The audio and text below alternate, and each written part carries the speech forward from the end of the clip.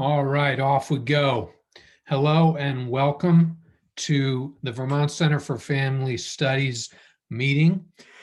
Free Together, Free Apart, Hacking Family Success.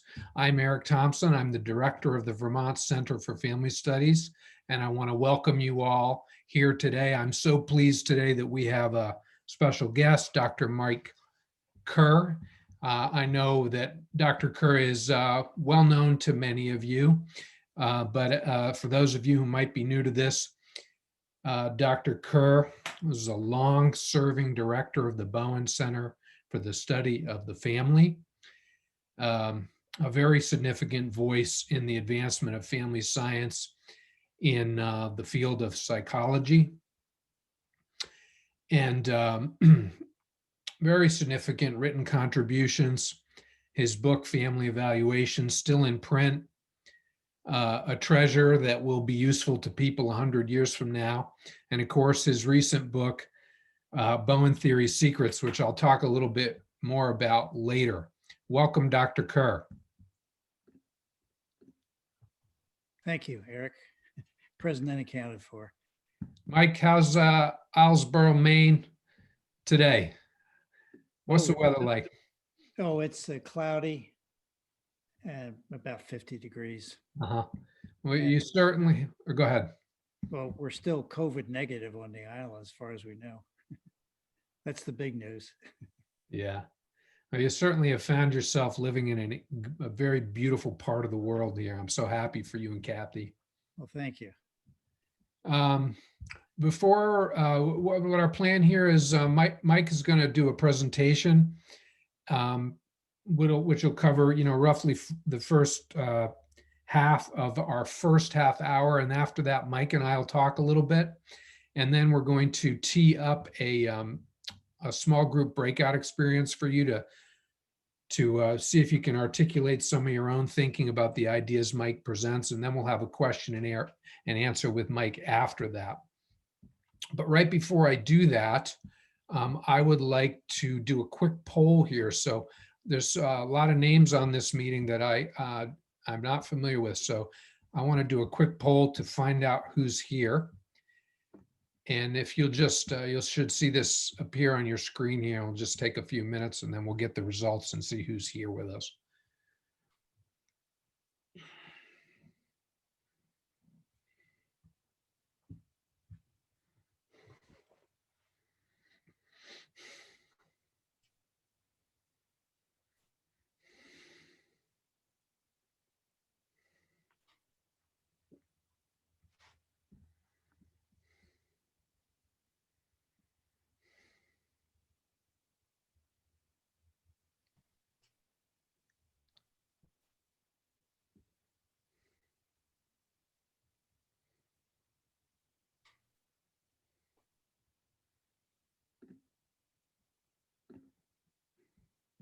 Okay. So here are our results. Looks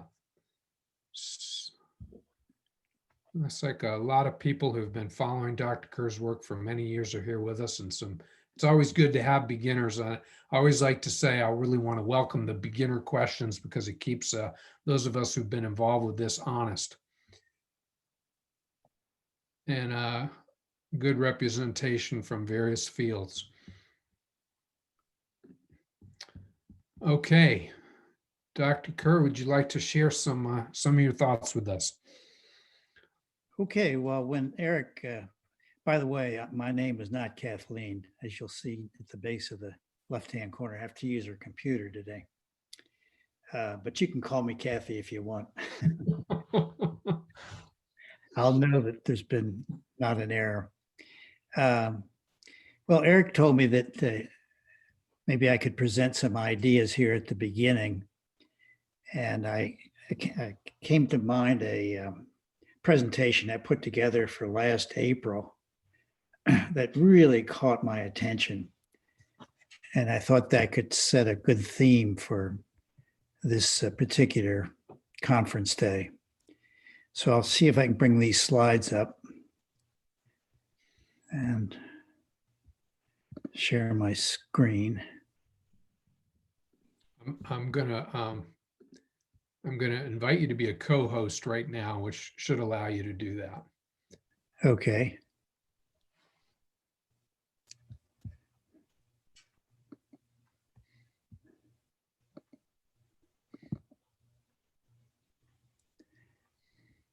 Now, are you seeing my screen? Not yet. So doing something wrong here. I'm going to share my screen, but I don't see my slides to choose from here. Maybe I got to go somewhere else to look. When that happens, it's often because the file is not yet open. Well, I've got it sitting here on the desktop. Okay. When I open it, I know it's there, but it's not. I don't think you folks are seeing it, right? You're not getting that choice when you do your share screen in the Zoom. I don't see the thing I just opened. I don't see it. As an option. You mean as an option after you hit share this? Right. I see your invitation. I think I've had this problem before and don't remember how I solved it. Well, one suggestion I would have, we'll get there. We're going to get there in a minute. So if you minimize your Zoom screen so you can control your desktop, and then you could see if you can open the file on your desktop. Yeah, I could do that easily. Okay. Now leaving it open, go back to the Zoom screen and hit the share screen button. Let's see if that. So I want to get back to the Zoom screen, which I just, I don't know what I did there.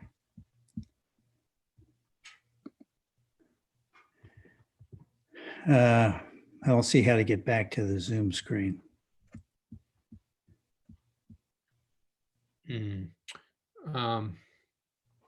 Maybe because the document that you're wanting to share is now filling up the whole screen, is it? Is your PowerPoint filling the whole screen? Yeah, more or less. Because that's usually, usually if you can move that window out of the way, you should see your Zoom possibility. Right. Let me reduce it again. So I see you just fine. Yep. Okay, so that means you're actually in the Zoom screen. So can you see the green share screen button now? No, I just see your picture. It's often down at the bottom of the screen if you move your cursor down there. Yeah, No? I know where it should be, but I don't see it.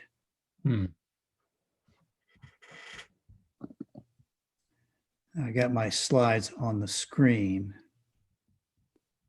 but I don't see the Zoom screen. So one possibility would be if you could try to send me the document. If that's easier to do, then I could try to find it and open it up. And maybe you could start the presentation and in a few minutes I'd have it up. That's one other way we could do this. All right, let me do that right now. This is giving us all a wonderful opportunity to remember that none of this stuff matters all that much. And we're just lucky to be on this side of the grass. Gotcha. All right, so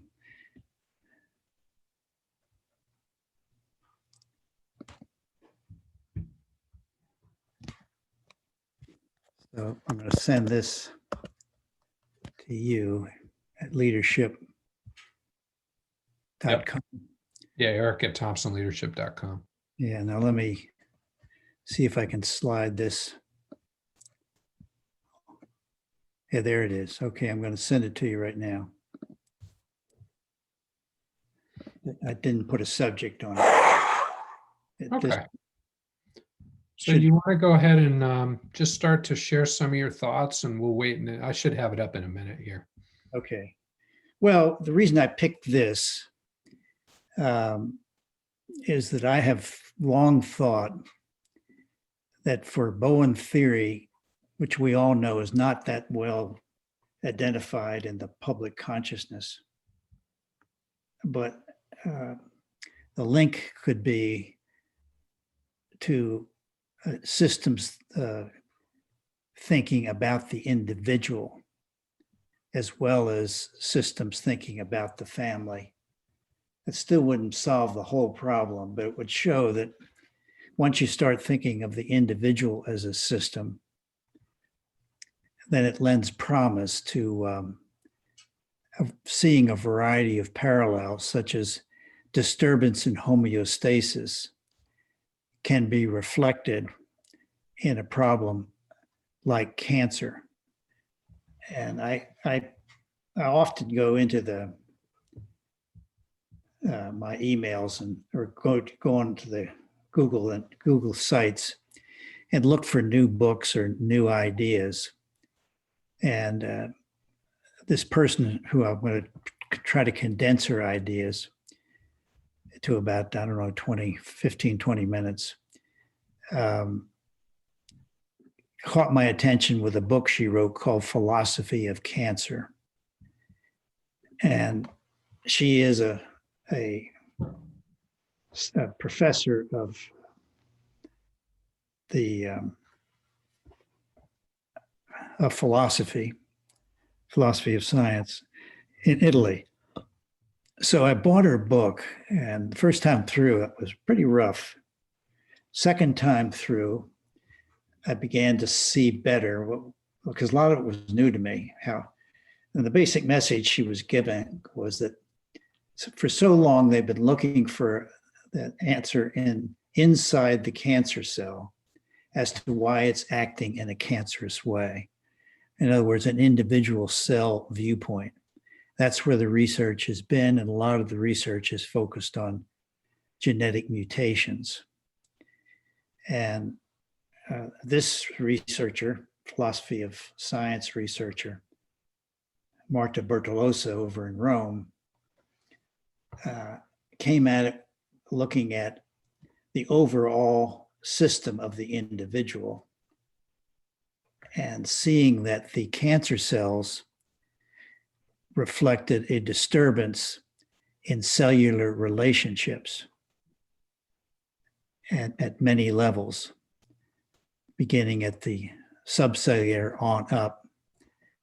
And after I finished your book the second time, I thought, well, this is it. Now I can email her, which I haven't done yet.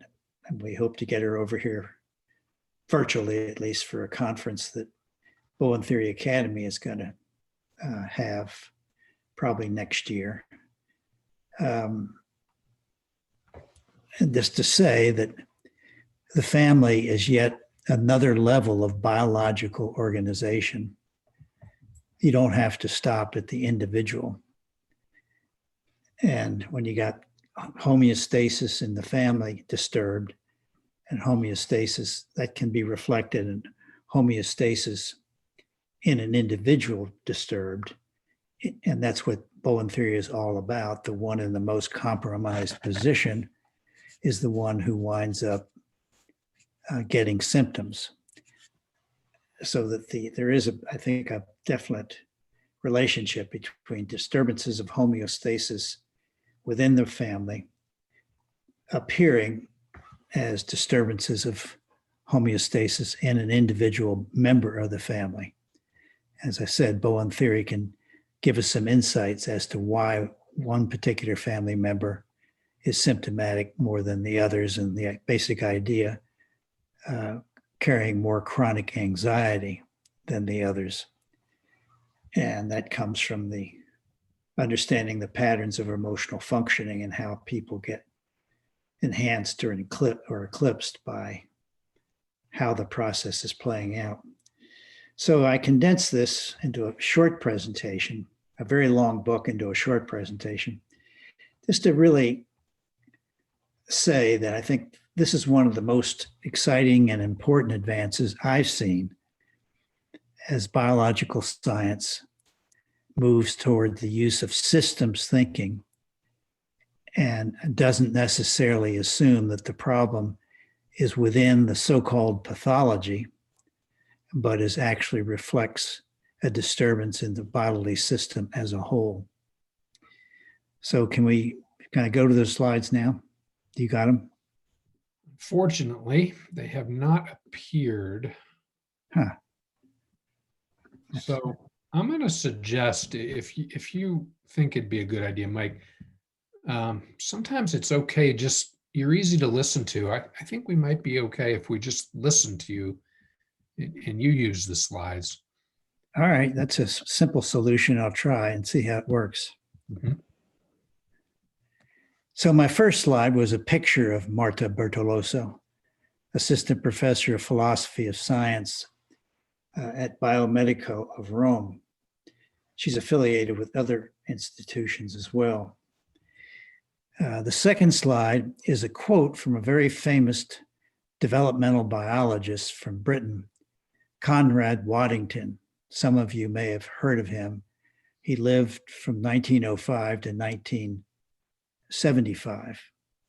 He lists himself as a developmental biologist, a paleontologist, a geneticist, an embryologist, and a philosopher who laid the foundations for what he calls systems biology, epigenetics, and evolutionary developmental biology. Rather famous and widely respected in the field. So here is a quote from him. "It is the understanding of the nature of the networks of interaction," another way of saying relationships, system, "which are involved in the process and in which a collection of cells becomes organized into an organ with a unitary character. That still remains the central question when addressing living beings. How does this all come to be? This organization into an organ and with a unitary character." So the systems paradigm, this is an easy one to look up on the internet, and I just thought it'd be worth repeating. Now, a paradigm is a standard, a perspective, or a set of ideas that form a worldview underlying the theories and methodology of a particular domain. The systems paradigm is then a coherent set of basic concepts and axioms that form the worldview or perspective underlying systems theory. And that's what Bowen theory made up his mind, Murray Bowen made up his mind at NIMH, that he couldn't study schizophrenia and the family while retaining the cause and effect paradigm. He had to get a new paradigm and decided that systems thinking was the only thing that could deal with the kind of complexity that his research was generating. And now this Marta Bertoloso is working toward a systems paradigm in understanding the human individual, and where Bowen theory can add, because I personally think, and this is not proven either, but I think it will be, that the stress response is one of the key things that can disturb homeostasis in an organism, particularly when it becomes exaggerated and prolonged, and that it affects multiple bodily systems, some more than others. And that's where things like genetics may come in and help us understand why it's the kidney and not the liver or something like that. So systems thinking leads to thinking of living organisms, not only as organized molecular systems, but also organizers of molecular systems. what I like about that quote, it's a two-way system here. It's not one thing doing it to another. It's the interaction. It's both the being organized by and also organizes what's going on in the body. So the origin of cancer seems to be entangled with the very nature of living things. Murray Bowen and I were riding away from Georgetown Hospital way back in the early 70s when Nixon launched the war on cancer. And Murray said on the way we were driving over to take a look at where we're going to have the new family center, said, Mike, I don't think cancer is a disease. It's a natural process, and we need to understand it as that.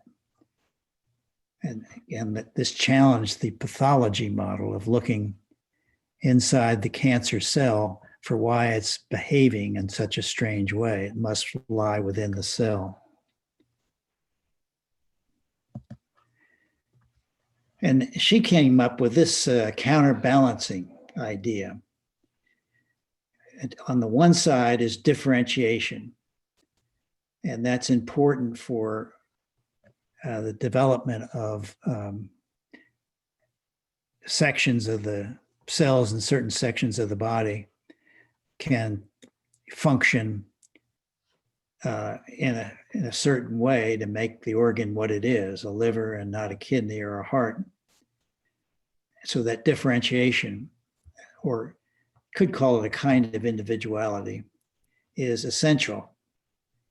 But she counterbalances it with what she calls state holding processes. In other words, processes that sort of withhold the integrity of the total system.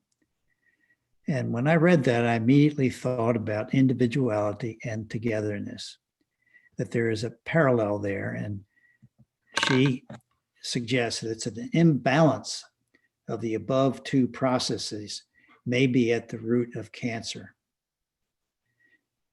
I can't explain the imbalance any better than that because I don't think I know enough about her thinking to really state anything.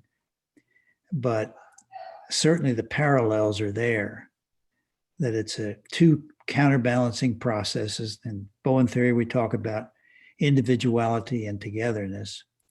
And in her idea, she talks about differentiation and state holding processes. But it's the imbalance of these two vectors that's important to understand what's going on with the cancer.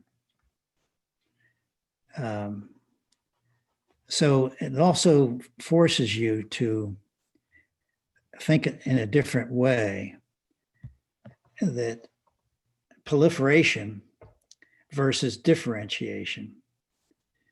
In other words, cancer as a disease of cell differentiation rather than multiplication. A case of blocked ontogeny. Now, what that means is something has come to interfere with the cancer cell fully differentiating. And rather than doing that, it can slip over into multiplication, which is bad for the body. But that's essentially what's going on with cancer. These cells are multiplying when normally they would be differentiating to provide stability for the kidney or bowel or wherever the problem is located. And a case of blocked ontogeny is the same thing we talk about with symbiosis unresolved. You know, like in schizophrenia, the individual born into the relationship with the parental triangle based on processes that are a part of that new system, that ultimately that can prevent or interfere with the journey toward fully developing into an individual human being separate from the family unit to whatever degree that's possible. But this is blocked, and that's what we say about schizophrenia, a case of a symbiosis that never really took place. When Bowen was in NIH, he thought if he gave them each individual therapy, the mother and the schizophrenic daughter in that case, that could help them each separate from the other, but discovered that the motivation to separate was simply not there, and emphasized that with the idea that loss of the other can equal death. So it's a disease of cell differentiation rather than cell multiplication. It's the lack of differentiation that then allows the multiplication to occur, because when a cell differentiates, it stops dividing once it gets into its mature differentiated stage. And a cancer cell doesn't. It keeps dividing. And of course, you can look at cancers and see some are much more aggressive than others. But the same thing would be applying to all of them. So cancer then results from what she was saying is a destruction of tissue architecture, that the tissue itself and its normal counterbalancing processes have been destroyed, and that now permits the cell with an innate tendency to proliferate, but has been regulated not to do that through the course of evolution of the human body and development. But that architecture is now disturbed sufficiently that these cancer cells can go ahead and do what they really want to do, so to speak, proliferate. Very different way of thinking about it.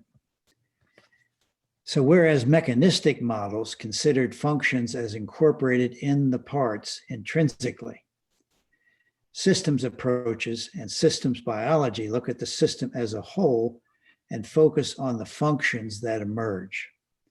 Same thing Bowen arrived at studying the family. That functioning position in a family was a better way of understanding that individual than character traits, so to speak. So that functioning position became the watchwords.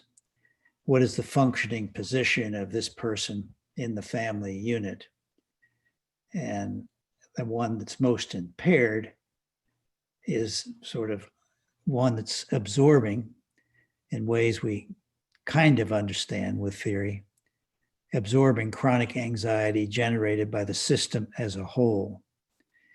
And that's why I intend to write to Dr. Bertoloso about the family as yet another unit of biological organization, and that can affect psychological organization as well.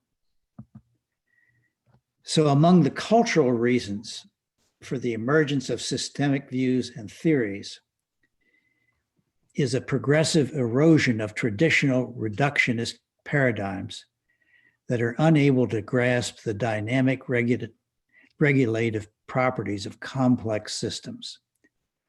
So it's interesting, she calls that a cultural influence that is putting systems views and theories more into the forefront than that has been the case in the past, and really making a pretty good challenge to reductionism, which is again looking for the cause of the cancer cell's behaviors, something that resides within the cell, usually resulting from genetic mutations. A slide I left out to shorten this was one by Robert Weinberg, who was the first person to define oncogenes, which are genes that mutate and potentially can cause the cancer. And he said, we have found so many things wrong, so many mutations inside the cell that's behaving in a cancerous way that we have no idea, because we lack a conceptual framework for understanding what's going on. And there are just so many things wrong, we don't know what to do with it. He kind of throwing up his hands, well-respected scientist, but enter people like Bartoloso. So the common focus of systemic models is the causal relevance of the interactions among molecular parts, rather than some causal molecular part. In the family, the schizophrenic person isn't schizophrenic because the process resides within him in a pathology, whether it be in the brain or something we haven't discovered yet, but rather it's the interactions between individuals, such as the unresolved symbiotic attachment, that lead to things going wrong. It's not a cause that exists within the individual. The schizophrenic person does not have the problem residing solely within him. It's a manifestation of the system.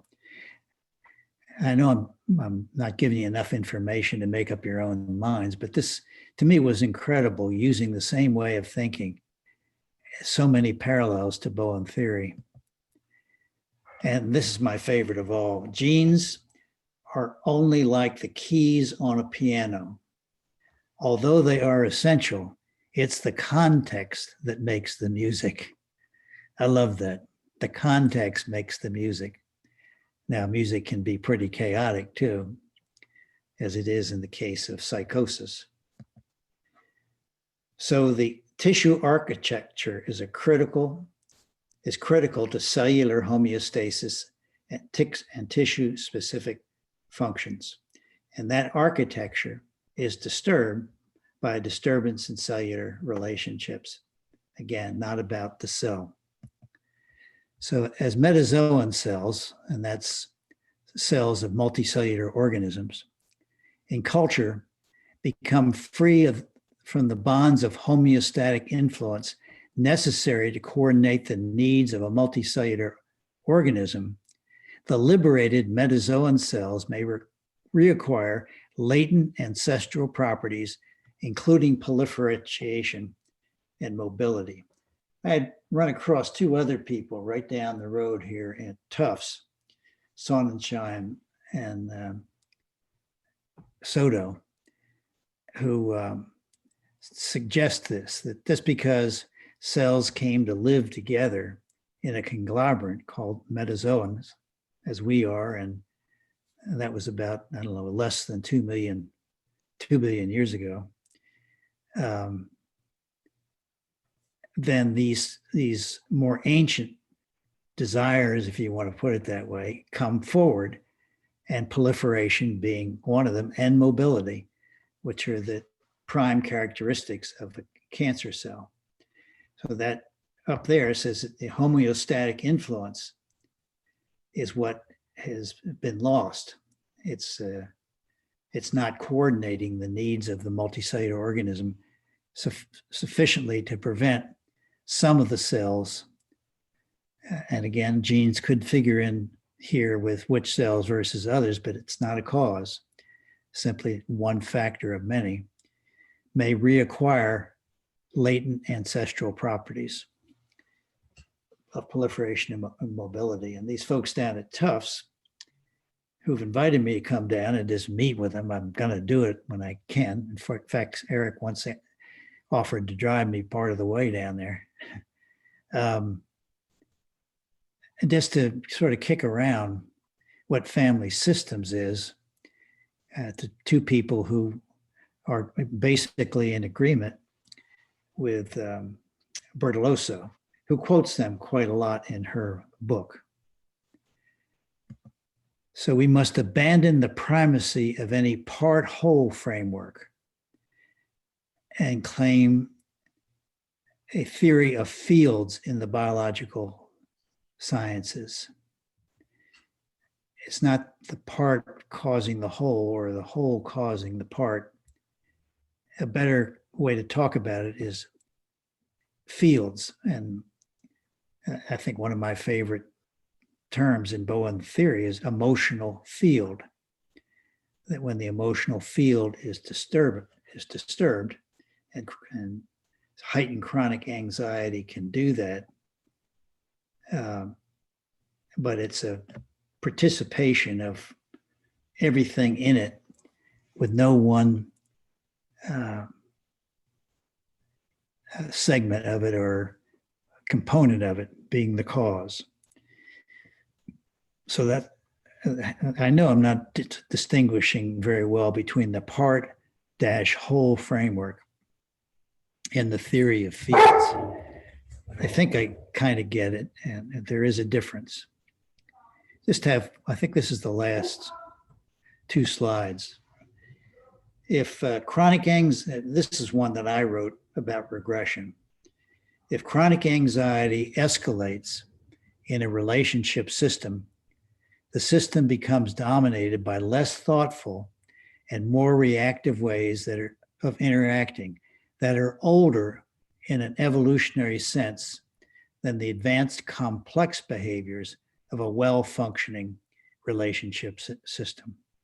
To understand that system, all you got to do, that quote, is look at our country presently. We're in a pretty deep regression.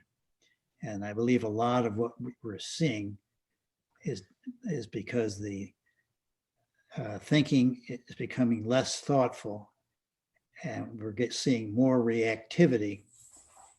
And these patterns, the complex behaviors, being thoughtful and self-regulating is a complex behavior that potentially the human has. But in my new book, I argued for changing the name of humans from Homo sapiens, which means wise person, to Homo disrationalis, meaning we have the potential to be rational, but often are not, particularly in a regression. So, summarizing Bertolaso, she calls it a dynamic relational view of cancer. And 3 key points. Systems biology constitutes a unique synthesis between reductionistic, it's all in the molecules, and holistic, all in the whole approaches. It's both. I remember I was fortunate to be in a meeting with Robert Sapolsky in Chicago. Gosh, this is, I think, 25 years ago. And Sapolsky has become a very well-known figure. Most of you probably have heard of him. But I remember he said, we were going out to lunch, and he said, you guys, whatever you do, don't slip into reductionism. You have nothing to be ashamed of by trying to stay out of that. It's all in the molecules, but you got to look at the whole, but also look at the molecules. There's some vulnerabilities within the individual, and they're enhancing things going on in the whole. So the synthesis should be integrative instead of oppositive or dialectical. Again, I'm not sure I can fully appreciate, I'm sure she could explain it in a heartbeat, exactly what she's getting at there, but those are the words, integrated, rather than kind of 2 conflicting vectors. But this one really caught my attention. Treatment implications, how to balance relationships, thereby creating the viability conditions for physiology, meaning favor viable organisms, and she's talking about cancer here, as opposed to avoiding or fighting the pathology, which is what we're doing with cancer. That's all we know, with the exception of trying to control chronic inflammation, which has been a more emphasized view in the recent decade or 2.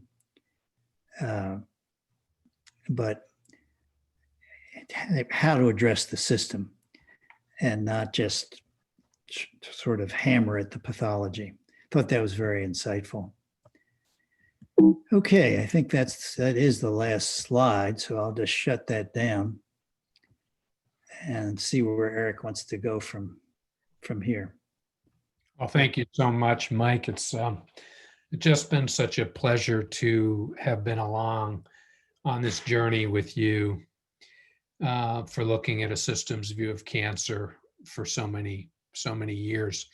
And it's great to have the update here and free and available on YouTube for people for a long time now. So I was just thinking with that last wonderful quote,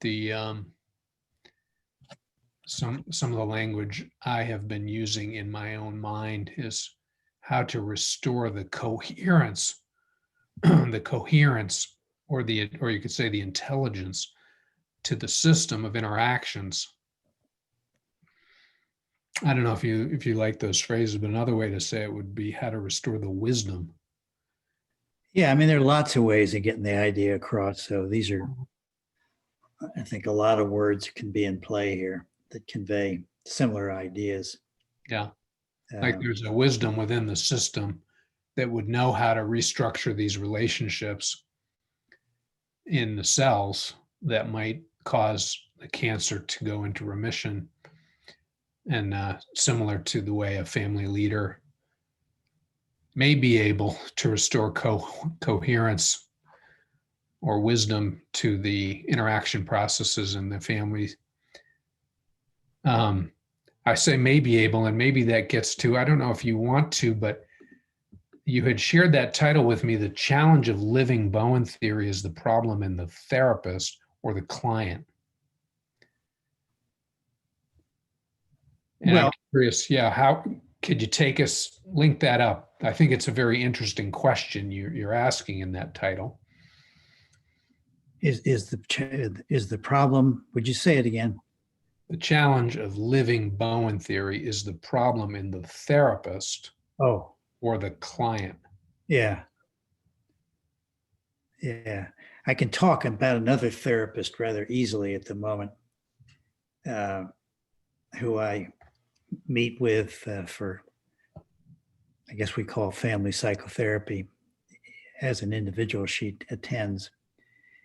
And very anxious young woman earlier in her life who finally has gradually learned to become pretty good at self-regulating when she's living by herself.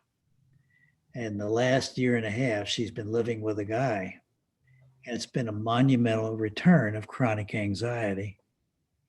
And she wondered, how did this happen? How did I lose my ability? She said, I think I learned to self-regulate pretty well when I didn't have to deal with another intimate partner. But once I was with the intimate partner, it was a lot more difficult not to get into a reactive mode and accuse him of being in a reactive mode. And I can see that sort of, but I'm not too sure what to do about it. And so I think I was just trying to get at that. Murray eventually, toward the end of his life, concluded, and he was the pinnacle of applying the theory, I would say, even though his family had its share of problems too. But well, I forget now what I was going to say about that.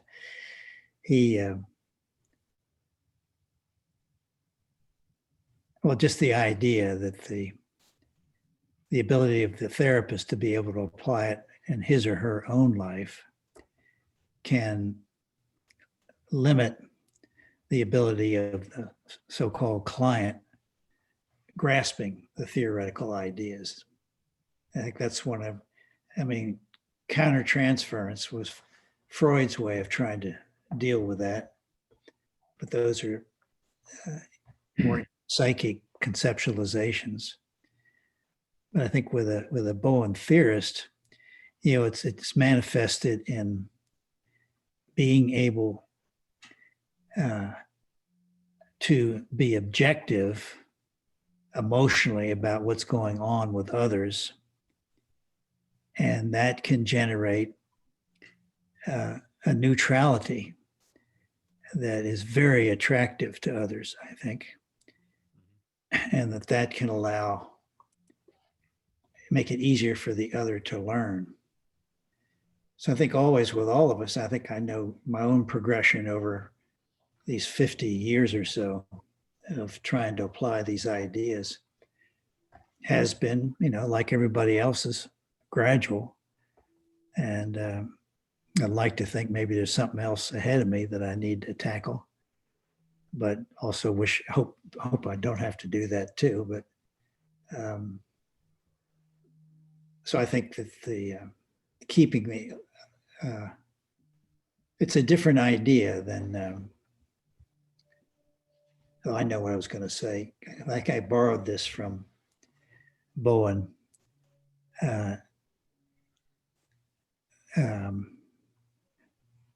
Emotional objectivity plus action equals differentiation of self.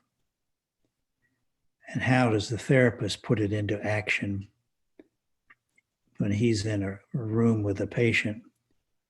And that can be positive or negative for the person you're trying to help based on your own blind spots.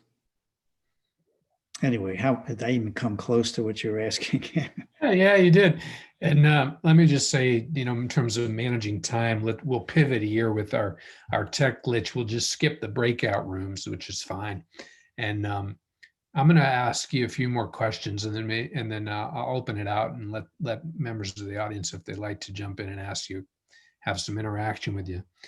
Okay. So, I'm tracking what you just said.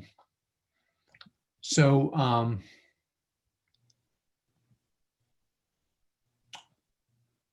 I wonder, what do you think are some of the most common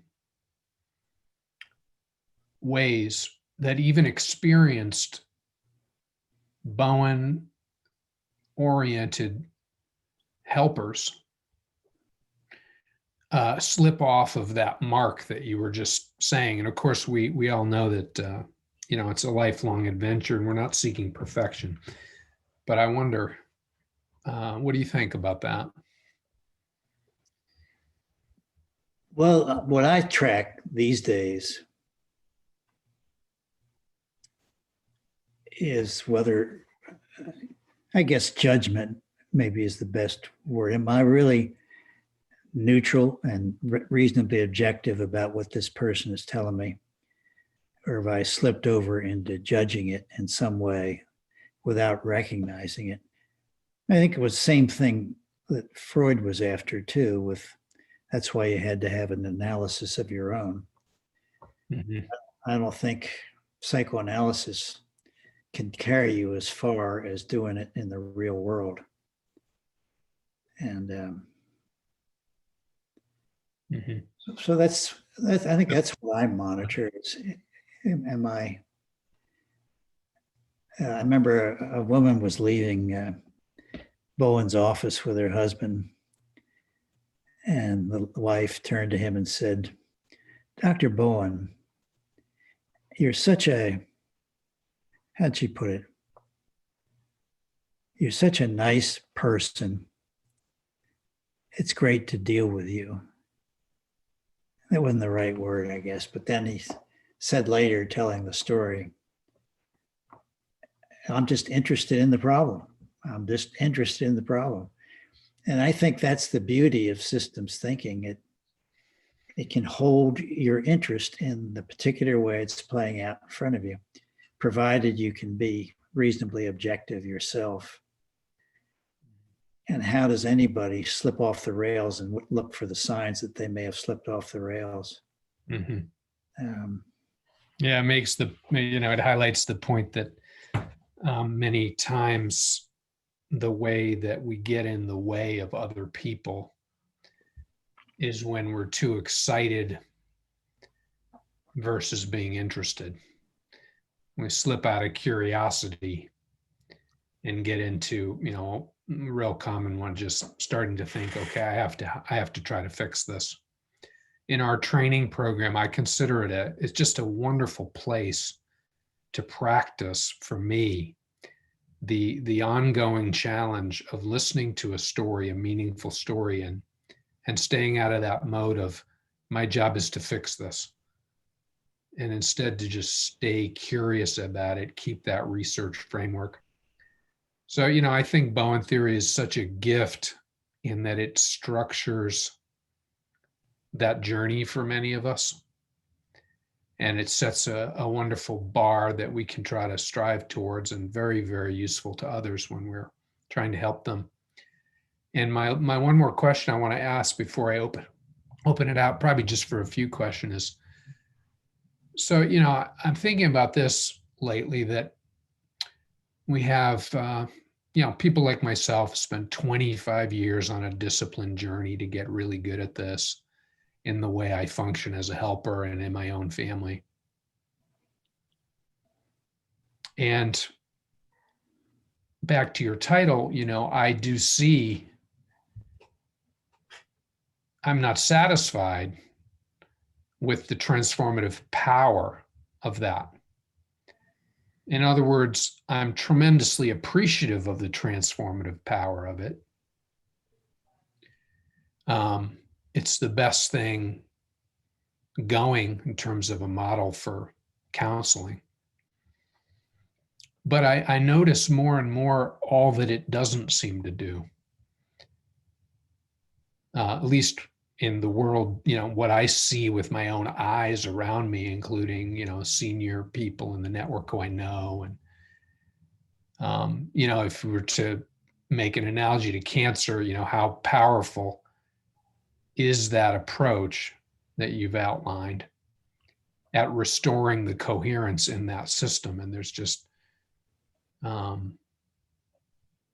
striking limits, it seems to me, in its ability to do that.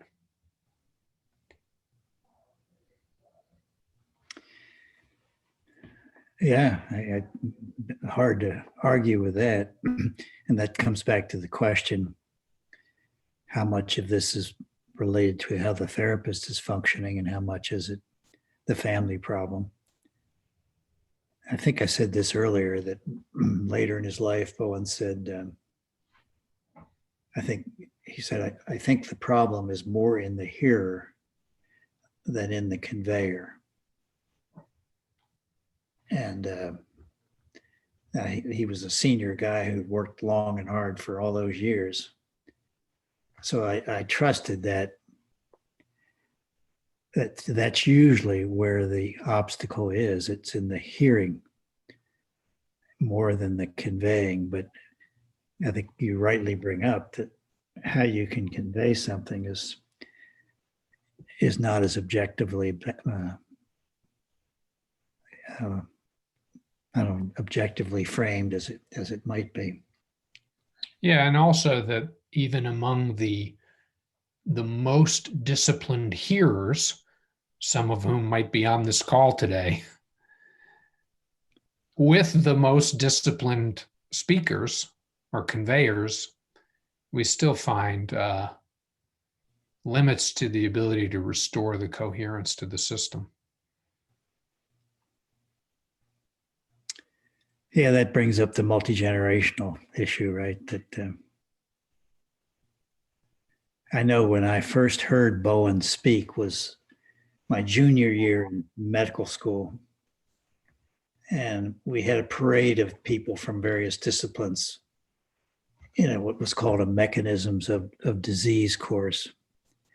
So I was there for when Bowen did it, just one class, and he was fresh off his schizophrenia research or family research at NIMH.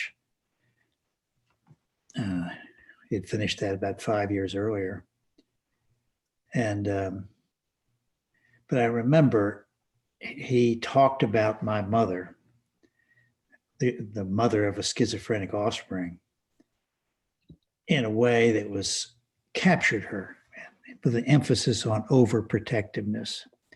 without that being a pathology. It's just who she is. And also it being multi-generational, which I think is a huge perspective thing. If you can really see that the problem's not in you, it's not in your parents, it's not in your great-grandparents, it's in the multi-generational emotional process. The last one I'll mention is it was in I put this one in my book, but it was so powerful for me. I was still a resident in psychiatry and had a meeting with Bowen every Monday morning. And I was heading home up to Swarthmore, Pennsylvania for a weekend visit where my mother, my schizophrenic brother who was living with her, and another brother, his wife, and their kids would be on the scene, in and out. And so I went and came back, and I had the meeting Monday morning with him about 11 o'clock, I think it was. And so I started to describe my weekend. And after about 20, 25 minutes of me just nonstop talking, I looked up at Bowen and he had a little smile on his face. And I said to myself, what the hell is he smiling at? This ain't funny. And of course, then I realized how I had gotten caught in the emotional system when I was in Philadelphia. And he wasn't saying much about it except smiling. And that was so very helpful to see that I was in it and he wasn't. I mean, to a master conveyor and a very careful hearer. Yeah. I hear that, how powerful. And I remember that wonderful part in your book. I want to say a few things now, just as we close, and I'm going to apologize to you all. The best laid plans here. We're not going to have any time for interaction because I do want to let people go on time. But I just want to note, I said I was going to say a little more about Mike's book. And I told Mike I wanted to promote his book. I know most of you are familiar with it and have read it, but it's just such a treasure. And if you haven't seen it, this chapter 16, his story about his own family journey, which I jokingly call here the non-anonymous paper, just so masterfully done. And I told Mike, I think it's a real treasure of American literature, the book in general, but that chapter in particular.